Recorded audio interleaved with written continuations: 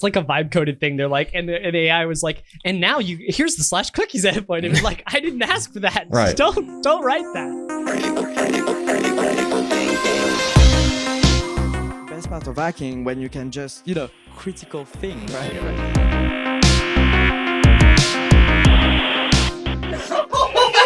Oh, Yeah.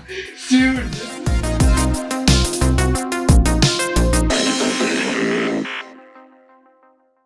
One of the cool things about going to these live hacking events is the ability to look at what you found and what other people have found and understand where the holes are in your methodology, right? By comparing notes. And thanks to Adobe sponsoring this episode today, we have an opportunity very similar to that for you guys. Okay, so here's how this is going to work. Adobe has agreed to give you guys a 10% one-time bonus on your first valid report to any of the following products. Listen closely. Adobe Behance, Adobe Portfolio, Adobe Fonts, Acrobat Web. Okay, those 4. And to get that, you have to use the code CTBBP0907. Okay, the description will have that information. Also, this is valid through September 7th, right? So keep that in mind. Then what we're going to do on top of that is we're going to do a hack along in the CTBB Discord for everybody, okay? And we're going to start looking at these targets. And so what'll happen then is you guys will take a look at it. You'll see what you can find. Then we'll do the hack along and everybody will be hacking on them, finding vulnerabilities. I'll be hacking on them, finding vulnerabilities. And then we can compare notes and see where we missed the sketchy pieces of information or the leads or the vulnerabilities themselves. Okay, so really good opportunity. This is the kind of stuff that we have at live hacking events, and Adobe is bringing this to you guys. So definitely check out those targets. They're in the description along with the code. Also, the Adobe team wants me to let you know that they're going to be at B-Sides Las Vegas sponsoring August 4th to August 5th. Come check it out. Go to their booth, have a chat with them. They'll also be at DEFCON in the Bug Bounty Village. So if you see anybody with like Adobe swag or whatever, don't hesitate to come up and say hi. All right, that's it. Thank you, Adobe. Back to the show. Sup, hackers. I am pulling myself away from a live hacking event right now to give you the TWIB segment for this week. The This Week in Bug Bounty segment is where we cover quick hits on news that you need to know about, even if we're doing like an interview or something like that.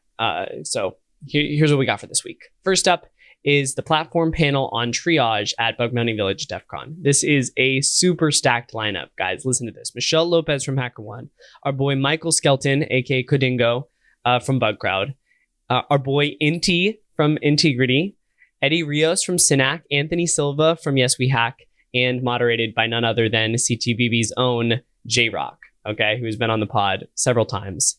Amazing hacker, and was once on the Triage side as well. So this is going to be a great panel. Definitely check it out. Saturday, August 9th, 3 p.m. at DEFCON.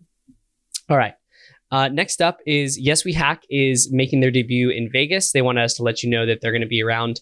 Swing by booth 2367, meet the team. They've got a really awesome group of people there. I know specifically Alex Bruman has done a lot in the hacking community. Lots of really talented people.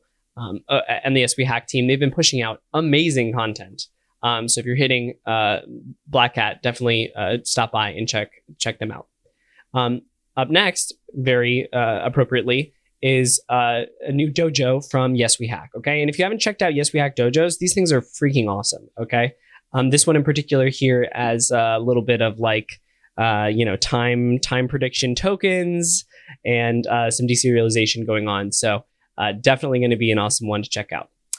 Last but not least, we have GMSGadget, okay? And if you guys haven't heard of this, this is a new project by Kevin Mizu, who's on our research lab team here.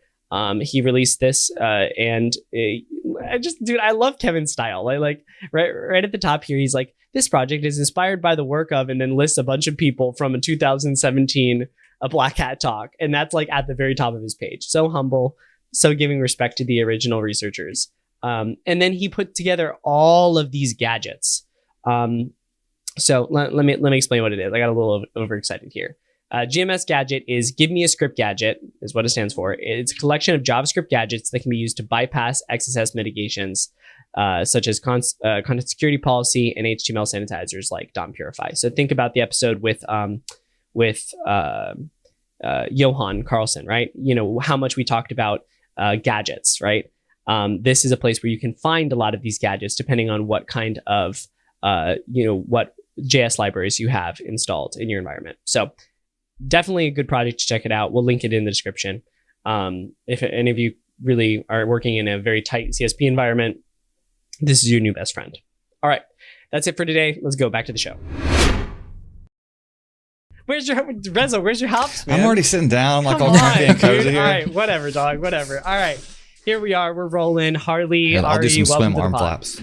Okay, there you go. Nice.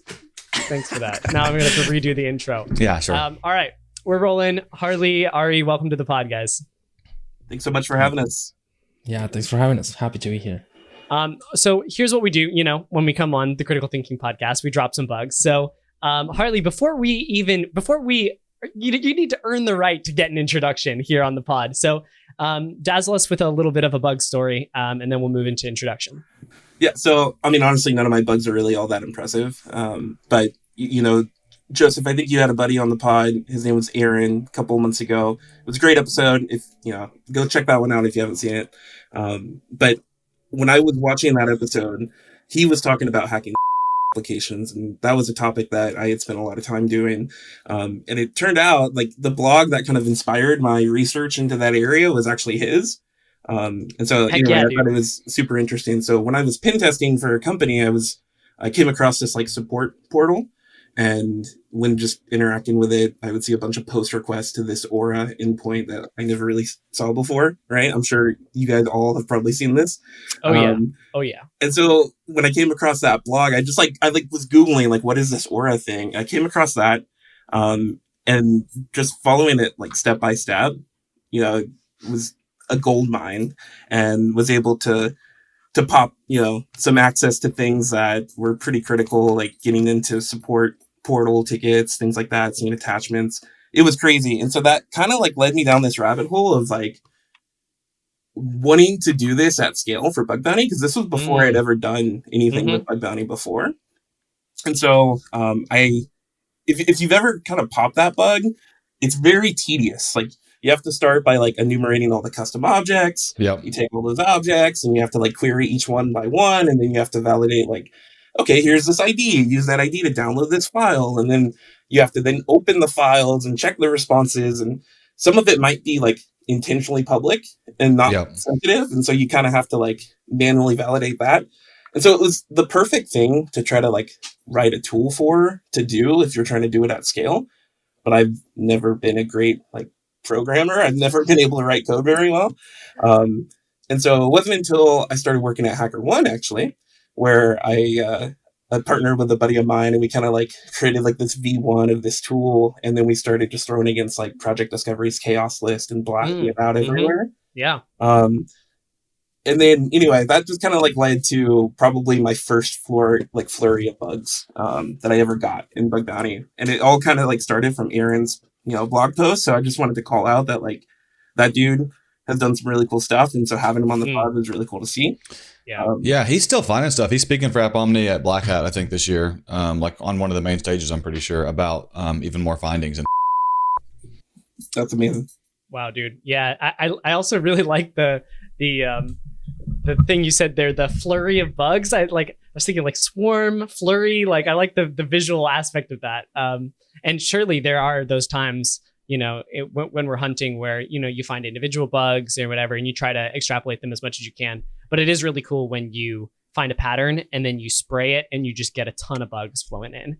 Like, that was when I did this research on Grafana with the unauthenticated SSRF back in 2020. That was like one of the craziest times of my bug bounty career, because it was just multiple crits every day for like weeks coming off of that research. Flurries of bugs, man, they feel great. Yeah, it's really cool when you have like a technique, or even if you find someone else's technique, and then you just kind of like learn how to capitalize on it, and it can just kind of keep paying you dividends throughout your journey. Nowadays I've been able to turn that into like a V2, script with vibe coding, and just actually built this thing out that like, really helps with automation and so it's really cool. Like, I'm a lot more dangerous now with AI being where it is, because now when I have these type of ideas, I can actually turn them into tools and scripts where I couldn't do that before. And so, yeah, dude, you've been putting out a lot. I kind of want to pick your brain on this, because I know your job at HackerOne is not a walk in the park, and you're also doing a bunch of stuff here with Bug Bounty Village, with Disclosed, with all sorts of stuff. So we'll get to all that, but you've earned your introduction. All right, guys, this is Harley, Infinite Logins, and we've got Ari here as well. These guys are both the squad at the HackerOne live hacking events. If you ever make it to an H1 live hacking event, they are the faces that you see and you hang out with. So that's how I know these guys. But they're also running Bug Bounty Village at DEFCON, which is something we kind of wanted to double click into for this episode, is kind of talk about what we can expect this year. And man, it went amazing last year. Last year was like a knockout success. So I'm really looking forward to this year. So, I mean, I'm looking at the doc here, guys. Where do we want to start? Do we want to talk a little bit about what you guys have planned for Bug Bounty Village at DEFCON? Let's give them both a quick intro first. And just to clarify to everyone, Bug Bounty Village is totally independent of like stuff that HackerOne has going on. HackerOne, of course, supports it, encourages it, and I think is also a sponsor. But these guys are doing this independently of that. So definitely give them a lot of support and praise for that. Tell them thanks if you run into them at Bug Bounty Village or even on social media, or if you're tuning in online or watching the recordings later, because it's a big workload. It's a big lift for them to do that. It's really cool they do that for the community. Yeah, see, I thought we were giving them an intro, right? So do you want to like? I mean, on the docket we have information about them that you didn't say, like lots of it here. So that's really what I'm pointing out. Okay, fine, dude, fine. All right, let me say, Justin, I'm partially offended that you didn't ask me for a bug. I know I'm a shitty hacker, but Ari, dude, we added you to this call like 5 minutes before this episode. I know, but that's the thing, whatever. Don't worry. I will keep. Well, hey, I mean, if you do you have a bug? You want to talk about a bug? I do have. I do have a bug. Listen, dude. Like, if I was coming on a pod and somebody like on the fly was like, "Hey, Justin, tell me about a bug you had," I would be like, I didn't really think about a bug in advance. I wasn't prepared. But that's the thing, I'm always prepared. That's a cool thing. No, I'm just what you got, man. Now again, I do agree with Harley. Like, definitely, my bugs are not even close to any of the things I see in live hacking events. Like I feel the shittiest hacker when I see a show and tell. It's like, dude, like you think you're a hacker and you see those things and it's like, I'm so crappy. But I do like, a lot of the, IDORs and authentication issues and APIs. And I feel like the APIs especially are like not the main focus of a lot of people. A lot of people go straight into web apps and the easy stuff, or like they look for the IDORs and the cross scripting, all the things, especially if you're not like super technical. And I think sometimes if you find the proper endpoints of APIs and you find the swaggers, the endpoints, that's what I like to do. And then I start like one by one, like all the endpoints, and see what they do, and the authentication, should they be using credentials, do you need a token for it, do you need a permission or something? And I am very good at doing the shitty, manual work that nobody wants to do. Maybe you're probably going to write an automation. There you go. Harley's going to vibe code shit. I'm literally like one by one, like one tab in the burp or Kaido, whatever you use. You just like creating one tab at a time and like trying the endpoint. And I have found so many bugs that were super cool. And some of the things that you find there blows your mind. I remember this one. I was testing a web app and like, again, got the swagger and start checking an endpoint, and I find this endpoint, which is this kind of real, like there's like / cookies or something, and I'm like, why do you need this? I start accessing it, and suddenly it brings me all the cookies of the people logged in at the time, and at the dude, I don't even know what that was there. It was in production, what the hell? And it was like, this kind of real, like, why is this being used? Like, is someone spying on us? Like all those things, and you will basically hit this endpoint and you get all the cookies, and basically it's a session takeover for any account that it will be online at the time. So you will try it like multiple times, and you will get like different cookies for different usernames. So again, nothing super crazy. It's like literally like a repeater tab, super easy to exploit. But the severity of that, the impact of that, and the things that some people miss, because this was not like a, new program, it was there. And yeah, so I guess the takeaway is like, I love Swagger endpoints. I feel like we need better lists to brute force some of those endpoints. Sometimes, those are not extremely, visible there.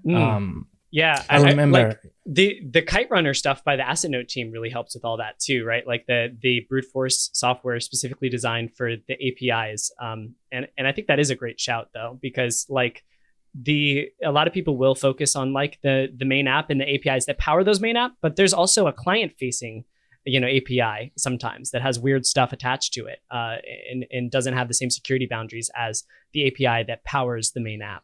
I do think that, I've had a lot of success fuzzing, I think, on organically found paths. So a lot of times you'll be hacking an app and there'll be some API calls like you're talking about, Justin. And they're like 6 or 7 paths deep. And I think very few people are then like taking that and then truncating it and like fuzzing at each level. And a lot of times at like the 3rd level deep, you'll find a Swagger file or whatever else. And the cookie disclosure reminds me of like Django debug mode enabled or whatever, where you can get that exact same thing. It's like, why do devs really need cookies of active users? They never need that. So why is that in any kind of like, why are there ever dev endpoints that do that? It's like a vibe coded thing. They're like, and the AI was like, and now here's the /cookies endpoint. It was like, I didn't ask for that. Right. Don't write that. Oh my gosh, man, that's great. Well, Ari, dude, I'm impressed, man. Nice work. You're impressed with that? That is shitty. I mean, it's not even a clear, a clever bug, but it's good, man. It's good. I guess I know that I've run into you guys mostly in your community management roles at H1, but it's great to sit down and talk some technical bugs with you guys. I guess let's go since we're doing more thorough intros here. Harley, we'll do you first, and then we'll move to Ari. Can you give us a little bit of a history of how you ended up in the bug bounty world? Like where did your hacking journey start, and why did you end up where you're at now? Yeah, man. So I mean, I started hacking at like 14. Back then I was playing this game online. I've heard so many stories start out this way, but I was playing this game online, and some dude tried to phish me, and so this is like 2010. Like phishing wasn't quite as prevalent as it is today, right? But he's like, hey, add me in Skype and we're going to do this thing. And long story short, he ends up dropping a phishing link, and I've never seen this before. But I noticed like a few things were wrong. Like it said like .tk in the domain, the like copyright year in the footer was like a year out of date. There was like a broken image on the page. So like I could tell like, hey, this wasn't legit, but, I also was like, you can't just clone a website, right? So like, I just thought it was the coolest thing ever. And so I started begging the dude. I'm like, bro, you got to teach me how to do this. You got to teach me. And he just, but also please. That's great. So he just blocked me, and I never hear from him again. So I spent like the next 2 weeks coming home from school, just like Googling like how to make phishing websites. And so I'm starting to play with all this stuff, playing around with like, Dark Comet and remote administration Trojans and things like that. And I had no idea what the hell I was doing. It was very much a script kiddie. But that's what kind of led me down this path, right? And when I found out that there was a school nearby that had a cybersecurity program, I was like, I think this is what I want to do. Mm. So while I was in high school, I just hit them up and I'm like, hey, can I like sit in on this ethical hacking class? And they're like, okay. And so I was like able to get exposure, and it kind of solidified like, yeah, this is what I want. So I started on that path, got an associate's degree in cybersecurity. And then after that, started working kind of like traditional help desk, sysadmin type stuff, doing a lot of like firewall config, management of Active Directory, things like that. So I did that for about 4 years at an MSP, before I had an opportunity to finally go to DEFCON, actually. Back in like 2019 was my first year going to DEFCON. And I kind of just scraped up enough money to like couch surf and make it there. But once I was there and like in the environment of all the other hackers, it kind of just, I don't know, like something clicked for me where I always wanted to be a hacker, but I got stuck doing this like sysadmin stuff. And at some point I started thinking like, oh, hacking's only for like smart people. And I'm not able to do that, but I don't know. Like, I just realized, like, if I'm going to make it happen, like, I'm going to have to be the one to make it happen. And I started going down, like, the OSCP journey, just learning a lot, consuming as much content as I could about this stuff. finding local communities. There's like a local security meetup here in Portland called RainSec. That group is awesome and it helped me a lot.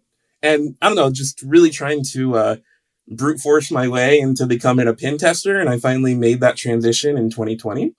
At that point, as I was learning things, I would write about them. Like I'd watch like an IPSec video, learn a new technique or two, and be like, okay, like instead of saving it as notes on my computer, I just published it on a blog.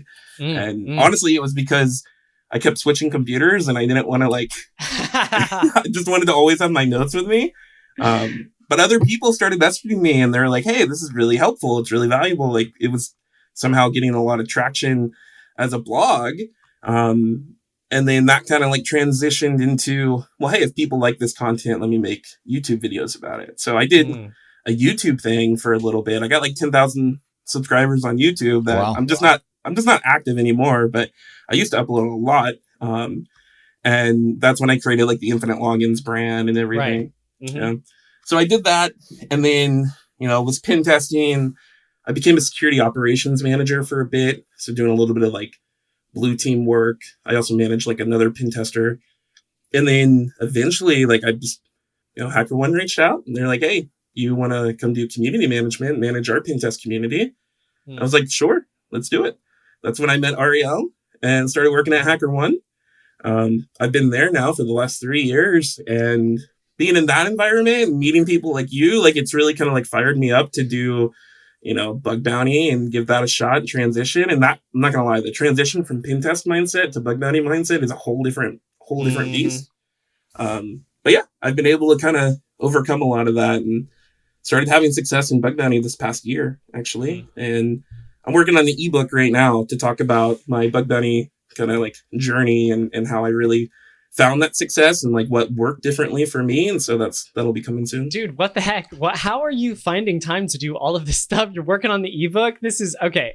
So anyway, we'll come back to that. Well, I want to mention first. Yeah. Okay. Go. Yeah. So the first thing I want to say is I'm going to introduce Ari in just a second and let him introduce himself. But I just want to mention that I feel like this arc of like finding like being a hacker, something awesome to do, and then like kind of radically pursuing getting to DEFCON, like getting a security job, then getting to DEFCON, and then like, basically doing cool stuff and writing about it. And then, other people encouraging you to do that, and then following like existing hacking content creators, and then eventually creating content yourself. Feels like just such a journey that so many people have been on. It just really works, right? And I do think that like what you said, like I realize that like if I'm going to do this, I have to do it. I think that kind of like radical self-belief, even if it comes with a lot of imposter syndrome, was like super true of my story and has been true of so many other people's stories. So anyways, I just wanted to highlight that, like if you are up and coming, or if you are like kind of unsure of yourself, I just feel like the patent or like the blueprint is laid out there, right? It's like, just get so stoked to be at DEF CON with a bunch of other awesome hackers, hold that in your eyes, like your goal or whatever. And then use current existing free content out there from like content creators or, this podcast or whatever else to then like, just like learn and fuel your learning, but make sure that you're sharing it, because then that encouragement that comes from people that are like, oh, you found that, or, oh, this idea or this lead or whatever will then like help you kind of complete the arc, right? And keep going. So, yeah, super cool. Ari, do you want to give us your intro? What got you into hacking originally, and then how did you end up where you are now? Yeah, definitely. So I won't make it super long and boring with my pen tester life, but definitely I started the whole hacking situation when I was hired at Deloitte, one of the big four consultancies. So I didn't hack much before, besides cracking some video games, or like, and by cracking I mean copy pasting a file to a folder. Don't get right. that type of cracking, or like hacking my sister's laptop, like whatever, like that kind of thing. But I was never thinking about it as a career, right? But I was in the university doing like engineering and things like that. I was not having fun. Eventually, I got hired at Deloitte. I started doing pen tests, and I definitely learned everything I know from there, because that got me a path. I was shadowing someone. They were teaching me. They were super, friendly. They were a great team. They're still my friends today, and that got me to like pen tests over pen tests and pen tests. And consultancies, right? It's like you are the expert on everything, and you learn, dude. Like I used to travel to different countries and you know, like doing pen tests, and I wasn't an expert, but I was getting shitty payments and you know, but I was investing in my career. Like I'm learning, I like it. I'm traveling. I don't care if I, you know, I kind of have to pay my lunch with a credit card. that was kind of my thinking. Right. And that's real, by the way. It's you know, it used to happen, but I was like, okay, I'm investing in my career, so I'm okay with it. And eventually, you know, I moved to a different company. And at the time, I was trying to go to DEFCON. Like DEFCON to me was like a passion. It was like, how do I go there? Like, how do I make my company to pay for my trip? Because I don't have the money to pay the whole thing. You know, it's super expensive. So I was like, okay, this training budget, and you know, I was doing my best to, you know, get my training in DEFCON, you know, specifically. Eventually, I went there. Luckily, multiple times. And I remember 2017 DEFCON. I was there with these, you know, the company paid for my trip, and I have this friend, Niemensek. He's currently doing back running as well. He used to work with me at Deloitte as well. We were pen testers there. And he was doing back running hunting at the side. At that time, back running hunting is not what it is today, you know. It was a struggle, dude. Like I will see his, you know, older payments. It was like one critical, $50, you know, like it was really growing up. It was trying to be what it is today.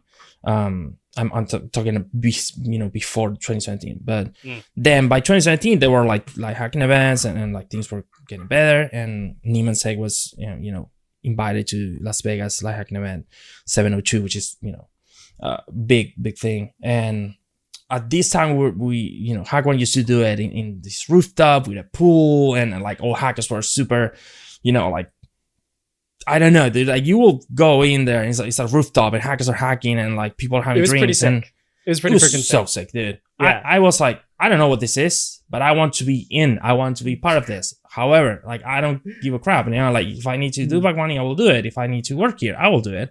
I don't care. And a lot of people will just, you know, they're just steal swag, and you know, like I did it myself as well, you know, but getting free drinks, it's Vegas, everyone is partying. I was like with a different mindset, dude. I was like, I'm networking the hell out of this. You know, I'm talking to every single person who has like a HackOne t-shirt or something. I was talking to everyone, meeting people, and I made friends there. Like, you know, I met some cool guys. The VP of engineering at the time, HackOne, Alec, he was great, and Alex, and yeah, we started talking and like again networking and stuff like that. And I'm like, dude, I am a hacker myself. I have a huge community in Argentina. I want you to come to Argentina for like, you know, man. I want you to come to Buenos Aires. You know, it's like, I want this in Buenos Aires, in my country. And I'm very passionate. you can tell. So I'm helping you. I mean, like, I don't care. I will help you to do it. And they were like, okay, we'll see. You know, I was like, okay, it's never going to happen. And eventually 2018, September, I received an email and it's like, hey, you know what? We are actually going to Buenos Aires. Oh and I'm my like, gosh, dude, that's sick. Yes, that's like so cool. And I'm like, come in, you know, like I can help with whatever. And they were like, yeah, can you help us with, you know, a venue for like a happy hour, or like a venue for this, or like we also need your recommendation for local hackers because, you know, we don't know Buenos Aires and like we don't speak Spanish, so, you know, we need translation. And I was like, I will help you. I don't care. I of course I didn't get paid. It was like all passion project for me. And eventually that happened. So we did the, you know, that event, H1 5411 in Buenos Aires. And yeah, I invited like, I don't know, 20 hackers or 30 hackers, you know, from the local community. And I think they kind of got mind blown because a lot of those hackers got their first bounty in that event, including myself, including the LHE, which, you know, is one of the hackers I was collaborating a lot. Who was the target? The Paranoids. At the time, you know, they're not called the Paranoids anymore, but the Paranoids were the target. And yeah, at that time, well, Stoke was here, Franz Rosen was here, Inti was here, Meals, I don't know, a lot of big names. Dude. What a lineup. And but also at the same time, it probably wasn't like a huge budget or something, because we also invited these 20, 30 people from the local community. You know, I got a bunch from Buenos Aires specifically, but also some from Uruguay or Chile or Brazil. So, and yeah, I made my first bounty there, like paid bounty. I got like 20 or 30 duplicates before that, which was like very frustrating. So sad. And I got like I don't know, collaborating with LHE, it was like a $12,000 bounty or something, and we got 6K wow, each. dude, For us was like, that's massive. Yeah, imagine coming from dupes and 0 bounty to actually getting 6K total for the event or something. Again, that's great for the event. To see what people are making today for the event is nothing. 6K is not, but for someone new coming from dupes, first bug triage in a hacking event and getting like 2 criticals or something, it was 12K total. It was insane, dude. And do you think that triggered a bunch of Argentinian hackers to like really dive in and like 100%, stick with it? Yeah, I mean, just for you to know, like none of the above. Leandro, one of the greatest hackers I know. Yeah. I invited him to the live hacking event, and he got his first bounty there. Wow. Delicid, he's also doing great. Pen testing, bug money hunting. He also got one of the first bugs or the first bug. But yeah, there were a lot of people from Argentina that saw this as, okay, this actually it's real. It works. So they started hacking from there. And after organizing that event, or helping actually, because of course I didn't do everything, I got hired for HackerOne. So that's where the VP of marketing at the time was like, dude, I love this. I want you to work with me. And I'm like, sure, yeah. I mean, I'm definitely on board, but I kind of didn't trust him at the same time. It's like, yeah, it's too good to be real, And eventually it happened. You put yourself out there, man. I mean, you networked your way into it, right, at that event, and that is definitely something that a lot of hackers underestimate the power of. Just ask, right? This is Douglas Day's phrase, just ask. I mean, you literally went up to Alex Rice and were like, hey, let's do this in my country. And then it happened. And then it changed the lives of tons of local hackers. I mean, that's an insane story. And maybe it's a little bit of, of luck, of fortune there, right? Like, he says, okay, yeah, sure. We'll do it in Buenos Aires or whatever. And then, he's in a meeting a couple months later and this comes up as a potential venue. And he's like, actually, I think I've got someone who can help us with that. Like, and that just kind of tips it over the edge a little bit, right? Yep.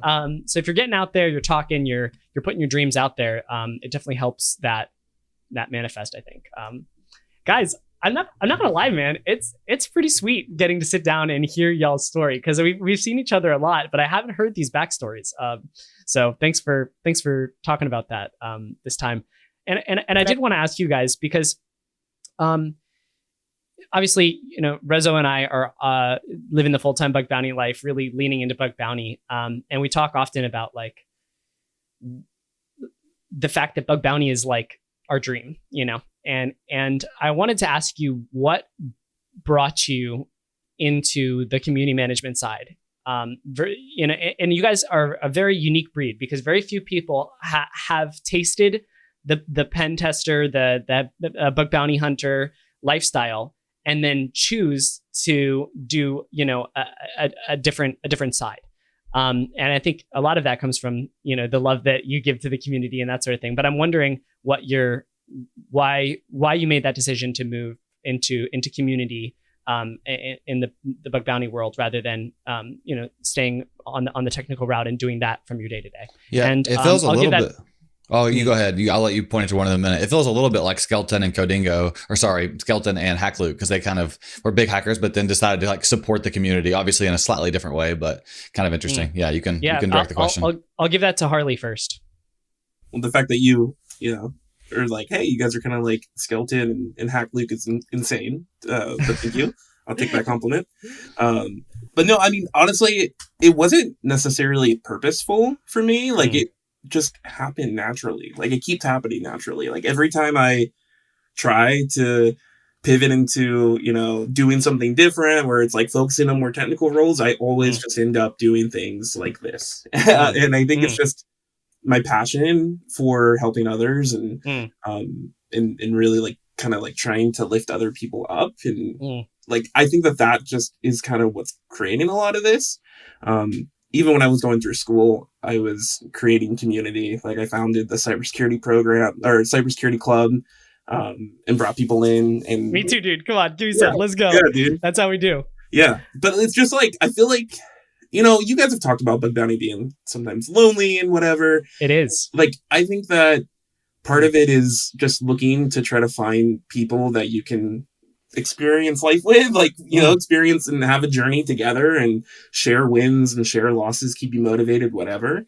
And then it's just in that path of like always looking for other people that I can kind of like share things with.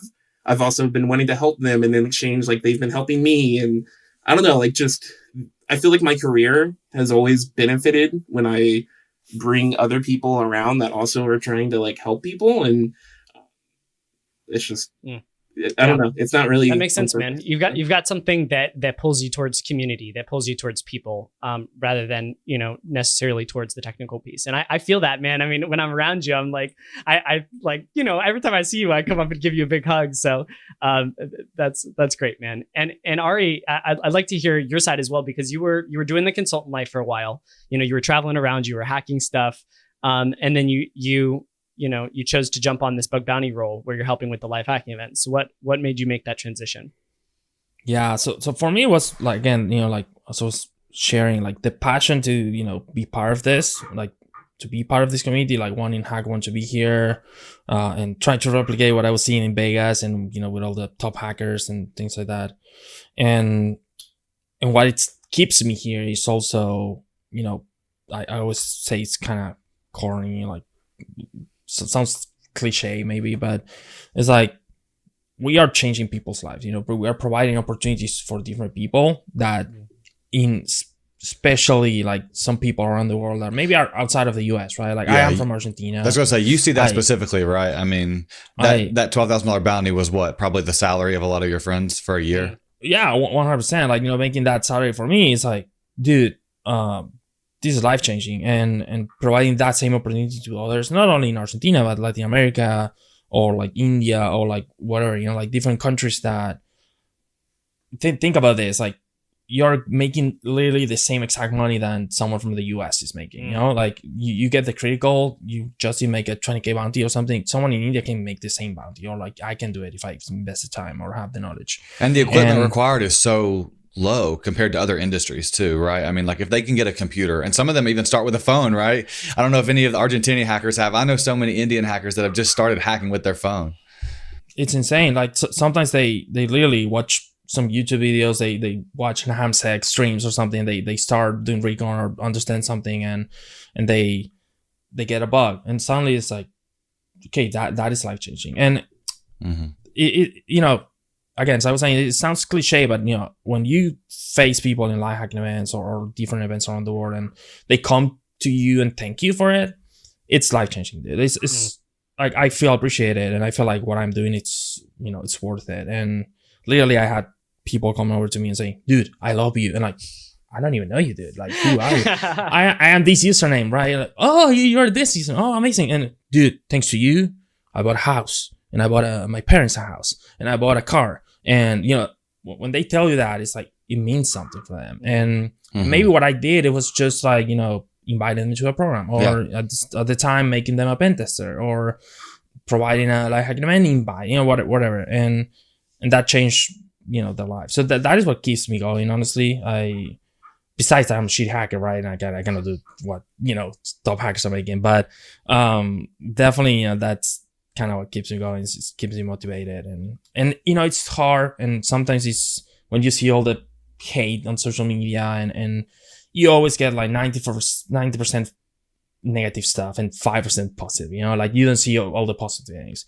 So sometimes it's complicated to stay motivated or positive and try to keep doing the same things. But then when that single person comes to you and say something nice, it makes it work. So yeah, I mean, they're only so passionate and negative because it is life changing, right? It's like the difference between the getting paid and not, especially like you said, for some hackers in certain countries, it's like it's actually life changing. And so even if they're in the wrong, like they've got to fight for it tooth and nail, because if they do get paid, it could literally buy their entire family food for the next 6 months or whatever. So dude, and like the equipment, like think about this, like just to put a close on it, like maybe you're hacking from your phone, like you were saying, and maybe making that bounty allows you to buy a MacBook. And that is your working tool for the next 5 years or something. Right. Like it's life changing. And sometimes we don't realize that.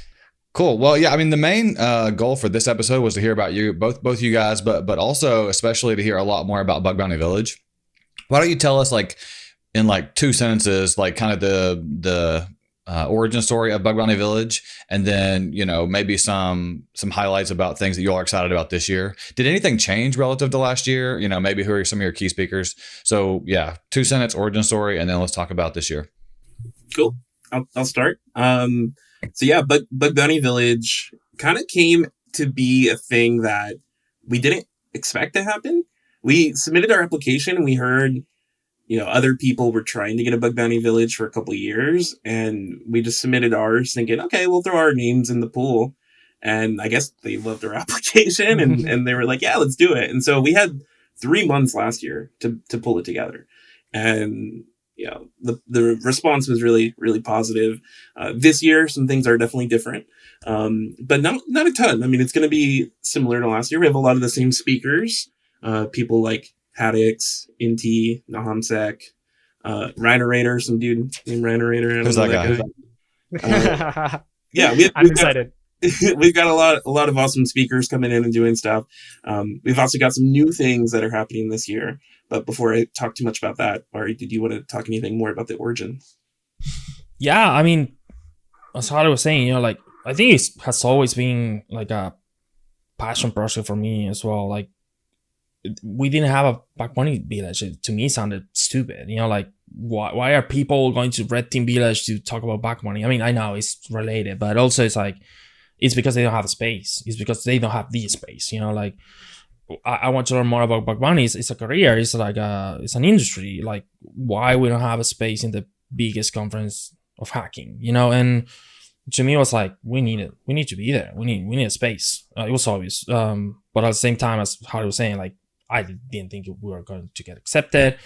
And also it depends a lot on, you know, if your employer allows it, if you have the time to invest, if you have the money, or you can get the sponsors to run it, because it's so freaking expensive, dude. And we were not prepared. 100% not prepared.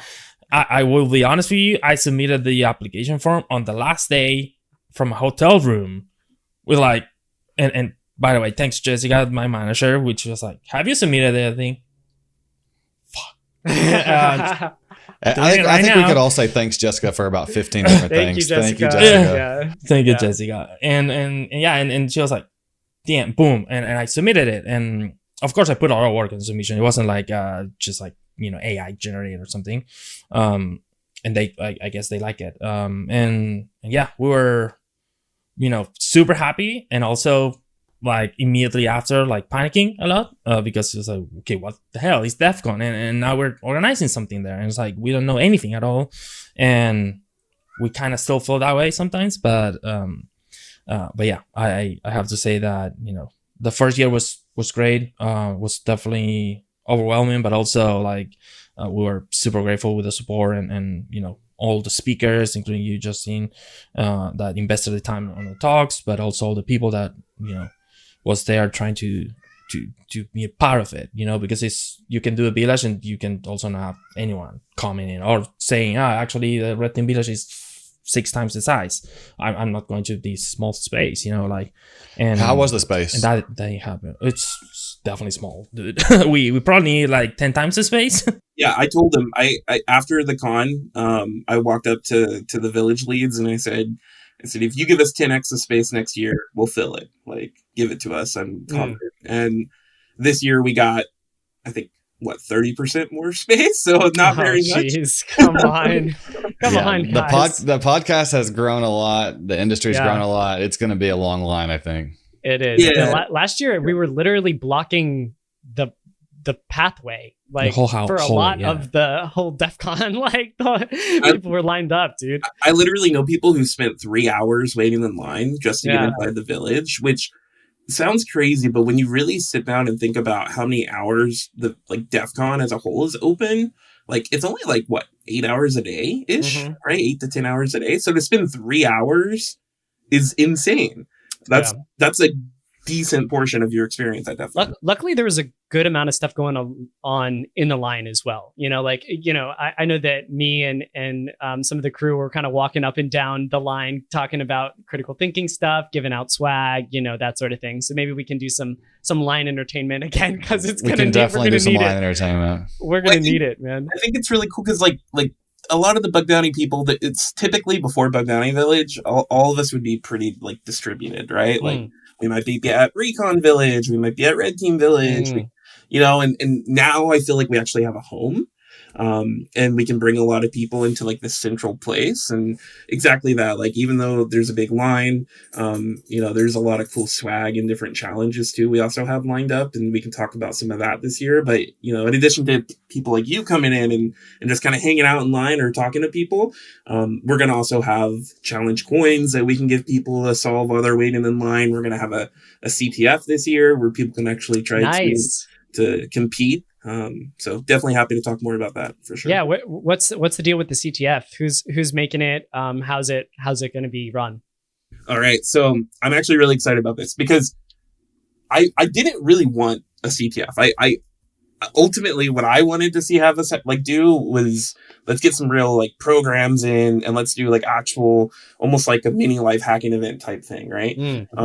And the logistics of that, knowing firsthand from being on the HackerOne side, would be a nightmare to actually try to pull off for a number of reasons.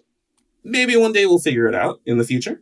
But in reality, it wasn't going to happen this year. And so we were like, well, what else can we do to where it's still going to be a hands-on hacking activity? And you see a lot of CTFs where it's like, here's a password hash, now crack it. Okay, you get a flag. Like, cool.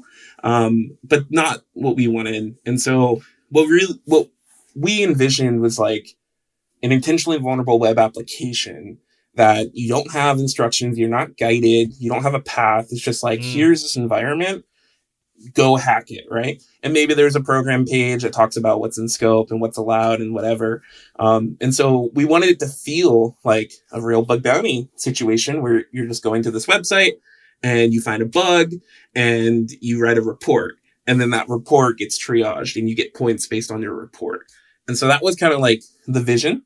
And so we started reaching out to a bunch of vendors to try to make this happen. And man, we probably talked to like a dozen different people in like a week trying to make this happen. And then we finally came across these guys based out of Dubai. They're called CTFAE, and they were just super passionate about the project. We hopped on a call and they were super excited about it.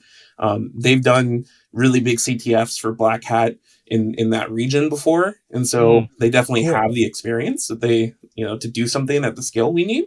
So yeah, they've kind of like taken the idea and they've expanded on it and ran with it. And so now we have this web application, but it's not just one, it's like multiple applications that have APIs, and there's LLM components, and it's like this holistic system. Yeah. So, all right. Yeah, I wanted to add that, it's definitely kudos to them for being so passionate about it as well, like and trying to take it to the next step. We haven't seen some things and it looks great. And again, it's like has an LLM and like different type of bugs. It's not going to be the typical, it's a cross scripting and you get a flag. It's going to be a lot of things. And we're also going to be having volunteers that are, some of those are triagers from different platforms, and they will be triaging your bugs. So it's definitely, we kind of scale it if we do like a real triage scenario where, we'll have thousands of submissions and they will triage the whole thing. But at least we'll, review the report and we'll see, are you making a one-liner? Dude, you're not going to get points for that. You need to write a proper bug bounty report to actually, get some extra points. So eventually what we expect is that the new people coming to bug bounty will have a learning experience of the whole thing, right? Like you read the policy, understand the scope, you actually hack the scope, you find the bug, you submit a report, and someone triages it, and you get a communication there. So that is, to me, is great because it's, again, like for the new people, it will be super, super educational, right? They will learn the whole process and they will also have fun. Heck yeah. Dude. And then for the experts like you guys, like you will have a nice challenge because the challenges will be, some will be easy, of course, no hanging fruit, but some will be like the one of those you want to quit and break everything and you will be stressed. So we expect to have a challenge for all the experience levels. So that's awesome, man. Cool. Yeah, I love the idea of having a CTF that like represents the bug bounty process, right? A lot of the ambiguity of bug bounty, right? Where you're like, the thing about CTFs is, there's always a solution, but you're emulating that a little bit here by giving them a full app with minimal instructions, right? And they may be going down this path, and it's actually there's not a bug there, but this seems like an accurate representation with the reports, with the where do I go, what do I do, sort of having to overcome that paralysis to solve these CTFs. Yeah, 100%. And just to add to that, is like these guys are building it. They first created the whole web app without the vulnerabilities, and then they are adding specific vulnerabilities. So it's not like everything's broken and you will just, everything is destroyed by the start. It's like they actually create a whole app working functionally and then they are adding the bugs. So this, also will feel like harder. It's again, like you don't know where to look. You will have to test all the features, all the functionalities, do all the, like you do in bug bounty, you create an account, you buy something, you do something to actually have more scope, see more API endpoints. And dude, heck yeah, let's go. This is what I'm talking about. I have a question. Are you all going to deliver dupes? That's something I wanted to do, actually. I proposed that. I was thinking, like, what if we create a dupe so they also get frustrated from that and like we actually get the real experience. I think it might be a challenge for us to do that. But we're thinking that maybe, we'll have specific challenges for in-person people at DEFCON, because we cannot triage thousands of reports in real time. So we'll gate it to in-person people at DEFCON. And maybe, we can come with something up and see if we can dupe some bugs. Maybe the first 3 flags are valid and then the other ones are dupe. Yeah, that's what I was saying. You could have a lower threshold for the dupe. Like, since you have a count on the number of flags, maybe it's like if you're the top 10, it's not a dupe. But if it's greater than 10, you get a big warning that's like duplicate, you were the 11th. Or you get a little bit less points because you were later to the party, like really like in bug bounty. So that'd be super cool. Or what you could do is just everybody's first bug is a dupe, no matter what it is. That would be funny. It's like everyone's got a dupe, the first one, and then it starts like a 2-hour timer, and it's like, okay, reopened, triage, like that sort of thing, to give them that little like, sort of feeling. I love it, dude. Frick, that's awesome. And just to be clear, the CTF will be open to the internet. It will be something that anybody, even if you're not going to DEF CON, you can still participate. We're just going to gate the triage experience to be in-person attendees only, just because we can't scale triage. Yeah. Oh, absolutely. That makes sense. Guys, we'll put it up on the screen now. Richard, if you could put up the view of the DEF CON layout that they have there.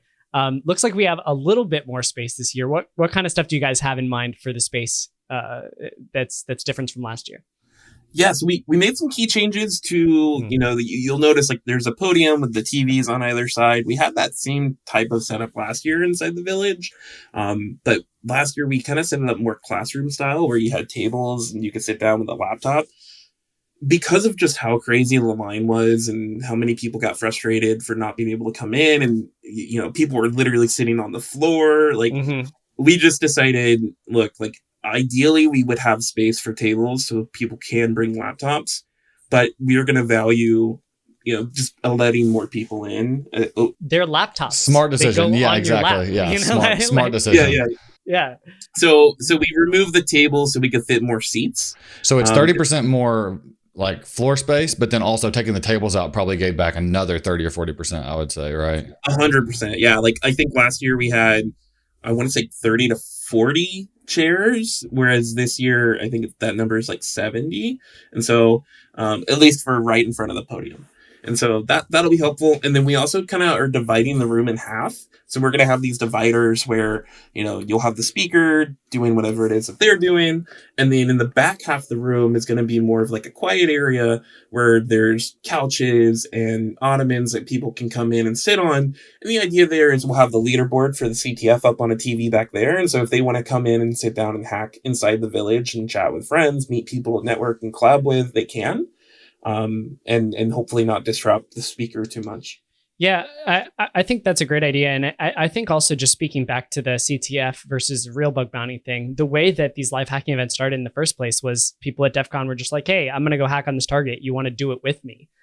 So like, I think there's this component of the whole beauty of bug bounty is its accessibility in a lot of ways, right? And so at the end of the day, if you guys have a space where people are just going to sit and hack, and we say, here are the top, 50 programs or whatever from each platform or whatever, pick them and go after these public targets, right? Together, then that could also be a really cool environment. Yeah, I think the future definitely looks like that. We definitely want to do something in that regard in the future, but it's also a huge challenge when the background village at DEFCON is platform agnostic, right? So, in order to avoid having like preference or avoid having like a single platform there or like a sponsored platform that pays, you will need to make them all welcome and everyone should have like space and organizing that with all the platforms that want to participate. It's like chaos. And also like if Triage, doesn't triage on time, like you need suddenly 5 different triage from different platforms. And it's like, I don't know how to scale it. I think it's the future. We're just not there yet. Yeah.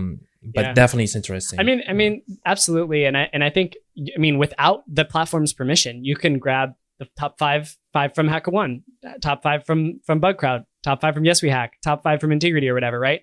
Throw them up on a board and say, hey, these are the top 5 programs, by payouts.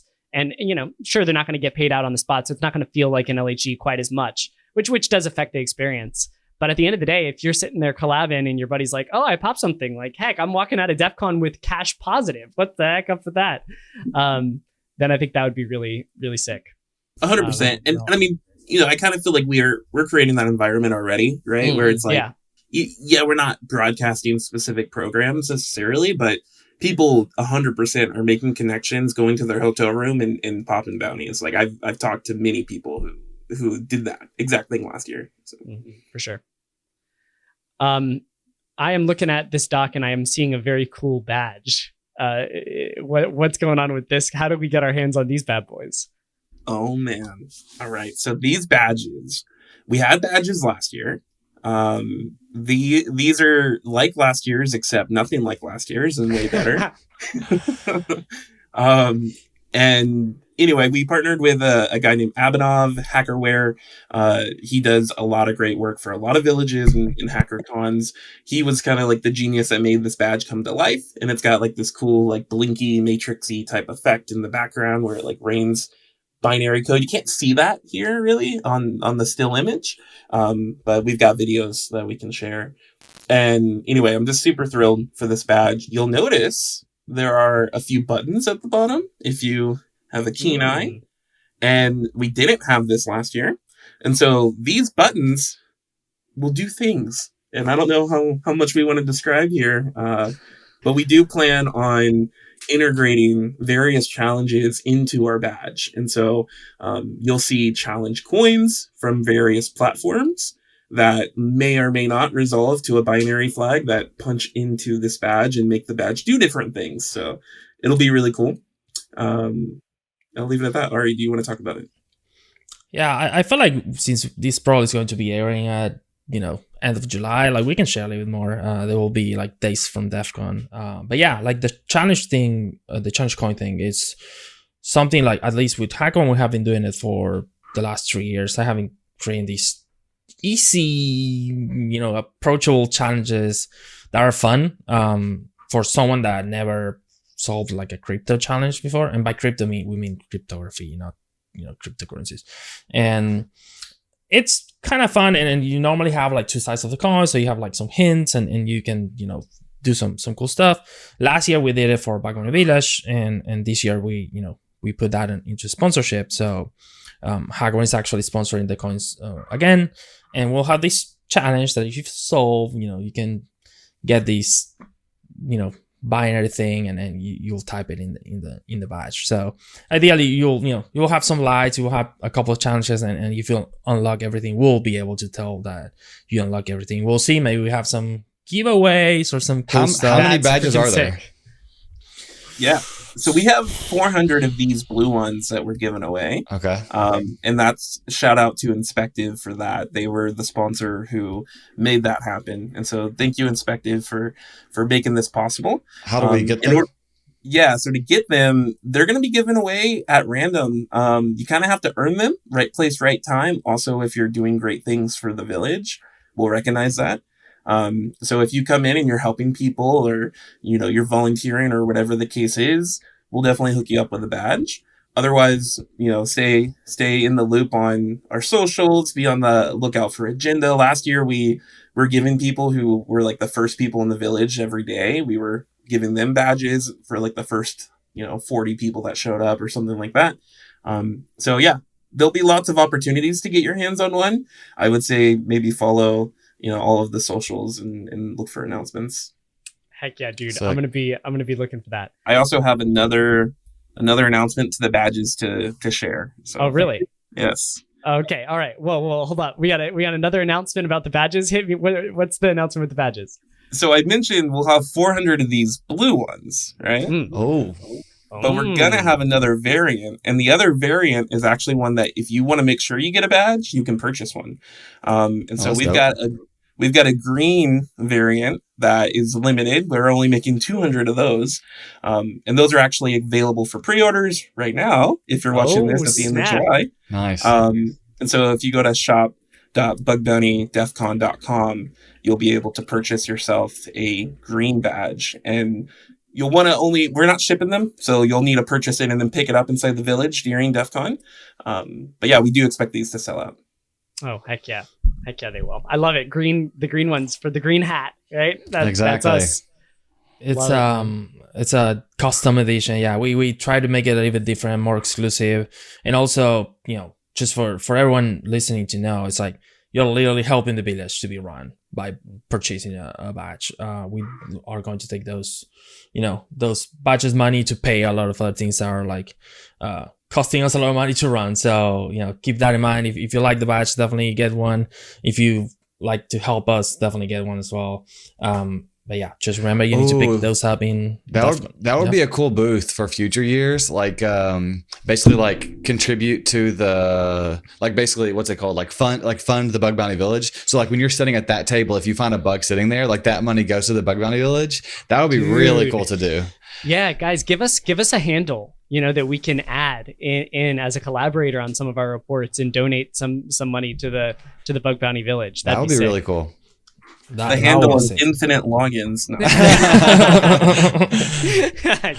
Richard just beep that and change it to Rezo if you don't mind. Yeah, no, my gosh. All right, guys. Well, thank you so much for all your hard work on the Bug Bounty Village. Super appreciate that. We'll pivot a little bit now to Harley's stuff. He's got a ton of stuff going on. So Harley, this is what I was saying before. Like, dude, you are producing so much crap right now. Like I don't understand how you do all this stuff at once. Like I'm like, and it's all high quality, like the Disclosed newsletter, dude. We've been working on the critical thinking newsletter for a long time. And when I saw the quality of that newsletter, I was like, dang, he's doing some work. And then now you're telling me you got an ebook and you're working on Bug Bounty Village. So how the frick are you doing this? Honestly, dude, I've just been kind of obsessing lately. I think I'm getting really inspired by like the capabilities of AI and like what we're able to do now. I'm able to be way more productive than I ever have been before.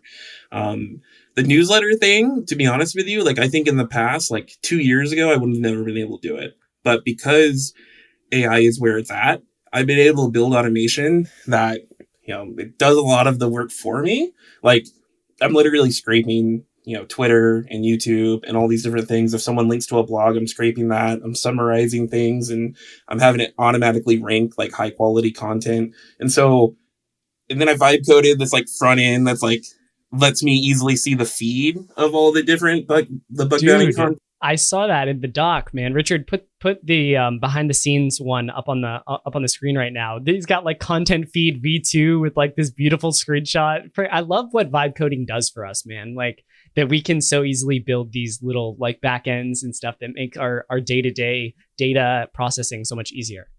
Yeah, and literally like I only showed the feed screen, but like this is like a whole like newsletter editorial app where you can approve content, reject it, move it to the prep section where you reorganize and edit, and then you click generate and it writes it in your voice using AI. Like it just, it also allows for the human in the loop component, which I do think is very valuable. Like instead of spending 20 hours a week doing this all manually, I'm spending like 2 hours on the weekend, and I'm still spending time and I'm still doing, the human in the loop component to actually make sure the content is high quality. But it's enabled me to do that where I couldn't have before. Yeah. When I saw one of your posts recently, I think that I was like, oh, I wonder what Sassy's using on the back end. Like what alternative to Beehive or whatever else is he using? That's crazy. It was just vibe coded. That's sick, dude. That's absolutely sick. And then on top of that, we have Disclosed Online, which we've mentioned on the pod before, sort of aggregating hacker profiles across all the bug bounty platforms. Tell me a little bit about your vision for that and what your hopes are for where that'll go. So for that, honestly, I just was bored on a weekend. I think it was like Memorial Day weekend or something. And I had an extra day and I was like, what do I want to build? And I had this idea of like building the hacker directory. And so I did that. And I don't know, like what really happened is I spent like 24 hours kind of building a lot of it just for myself for fun. And then I saw somebody post online. It was actually the thanks for sharing the screen. Yeah, this is it. The other one, the hackedin.net is what it ended up becoming. But before he released that, he posted about it and that tweet was like getting a lot of traction. And so I was like, oh, like, actually, I've been already doing this. And so that kind of like inspired me to just grind it out for the next couple of days to actually push it and make it live. And so, yeah, that's what this is. And dude, it's just really cool to see like what you can. It's pretty, man. It's a pretty website. I dig it. And we covered it on the pod before. Is this going to be something that you're going to continue to work on, you think? Or is this sort of like a vibe coded project? That like for example, verifications takes a lot of work on the back end, right? If you're going to send verification emails or something like that, is that something you plan on integrating? Or honestly, it was a side thing that I just kind of whipped out and people thought it was cool. I used it as like a lead gen for my newsletter because I was also releasing the newsletter around the same time. Oh, hey, speaking of the newsletter, I know that we mentioned it a minute ago, but I have been getting so many subscribers to my email list for my blog posts via yours. So thanks for that. Dude, yeah, of course. Again, happy to build up people, right? And you're building me up by giving me this platform. Like, happy to return the favor. And but yeah, like the newsletter, you can find it at getDisclosed.com. Would love if you would take a moment to subscribe. But that was really the intention. Once I built this, I was like, okay, it could be a cool lead funnel for that. It's not a startup. It's not a platform that I'm, going to make money on or really investing any more time in other than what it's at today. Do I think that there's a million things we could do? For sure. I could even expand this to where, we start advertising programs and, people start leaving reviews about programs or even reviews about hackers. Maybe that might be dangerous, but there's a lot there's a lot we could do. We can finally organize the union. Done. Oh my gosh, dude. But no, I mean, my focus is on my full-time job. My focus is on Bug Bounty Village and then the Disclosed newsletter with any of my extra time. Nice, man. Well, it is an amazing product. I really appreciate the way that you've used AI to optimize your workflow and still deliver a really high quality result. And I'll say, like, newsletters are. There are some people that are really into newsletters. I don't really consume newsletters that much besides this one. And one of the ways that I consume it is through your X posts that you do, where you kind of take an X version of that newsletter and put it into X. And I think that's a really, really awesome thing you're doing there. So definitely would love to see you continue doing that. It's good to know. Thank you. Yeah. All right. Oh, dude. So we going back to the Disclosed thing though. it got hacked a little bit though, right? Can you talk a little bit about that story? Because I thought that was hilarious. Okay, yeah. So I I actually tried to make things better, and that's how I got hacked. So let me run through it. So I vibe coded the front end. The way that I always vibe code apps is I build the automation separate.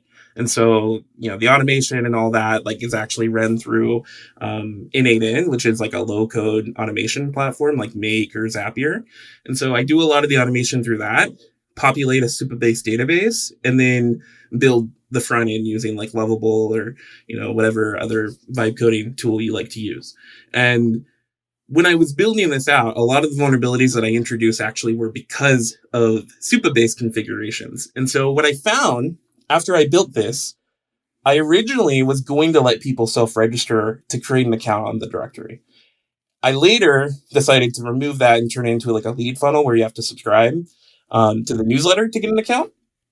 But when I first created that, I didn't remove, I removed the front end of Supabase authentication, but I didn't actually remove it from like the Supabase config. And so people could hit the API directly and still self-register an account and basically, force them into the database. And so that was one bug that's less critical. But that was one bug that got sorted out. The other bug that was way more critical was I noticed, because I just kind of was like poking at my own app a little bit, that in the response, you would leak all of the information about, the tape. Like if you query a record in the table, you would see everything about that user, which is intentional. It's all public data.